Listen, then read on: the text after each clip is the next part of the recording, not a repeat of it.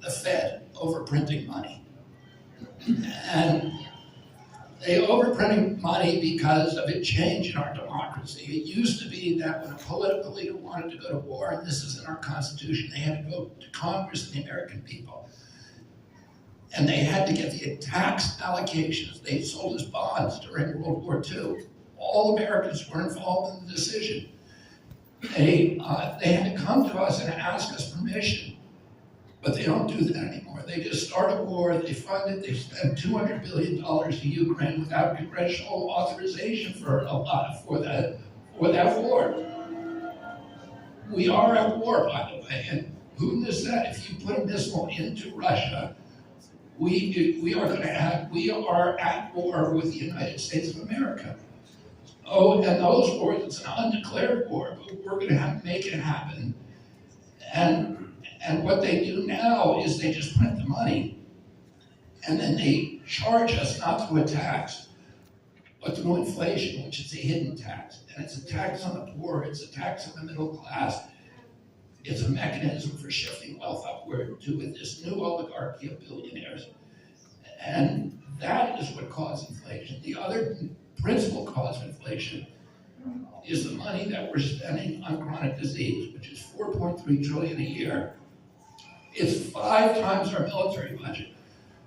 We're adding $1 trillion every 90 days under the Harris-Biden administration to our $36 trillion national debt, and that is ultimately the cause of inflation. If we want to restore our economy in this country and the affordability of our lives, we can no longer cut our way out of that kind of debt.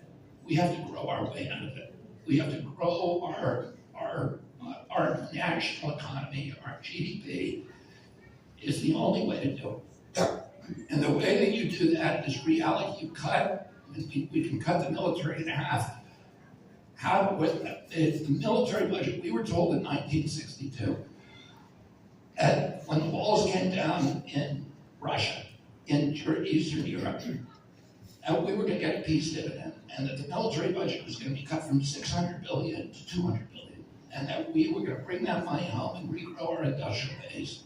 We didn't do that. Instead, the military budget today, if you include national security and veterans benefits and foreign aid, which is military aid to Ukraine, etc., is $1.3 trillion. That the money we give directly to the Pentagon is about $900 billion. We can have a stronger national defense with half that money. We can arm ourselves to the teeth at home. We can protect the sea lanes. We can protect the neutral areas like the Antarctic, and we can have a 2-strike defense around the world. And half the money that we spend, about $500 billion, it has nothing to do with national defense.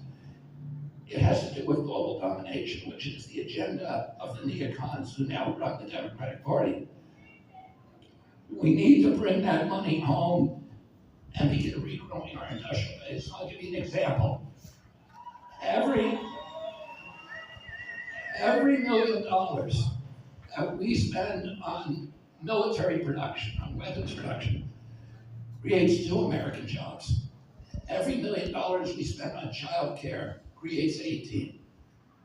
If we want to regrow our GDP, it's about regrowing goods and services at home. It's about bringing the money away from military production and building our industrial base here in the United States. And that is President Trump's plan for making America great again.